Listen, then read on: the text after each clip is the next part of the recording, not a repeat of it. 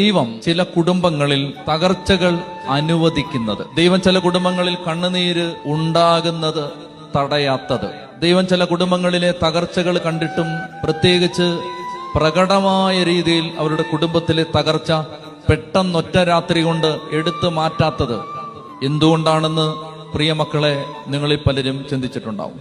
ഒരു കാരണമില്ലാതെ സഹിച്ചുകൊണ്ടിരിക്കുന്ന ഒരമ്മ, യാതൊരു കാരണമില്ലാതെ ഒരുപാട് വർഷങ്ങൾ പ്രാർത്ഥിച്ചിട്ടും മോചനം കിട്ടാതെ വേദനിക്കുന്ന ഒരമ്മ, ഭാരപ്പെടുന്ന ഒരപ്പൻ, ആ അപ്പന്റെ ജീവിതകാലത്ത് ഒരുപക്ഷെ ആ അപ്പന് മനസ്സിലാവില്ല അപ്പൻ എന്തുകൊണ്ടാണ് ഈ സഹനത്തിലൂടെ കടന്നുപോയതെന്ന്.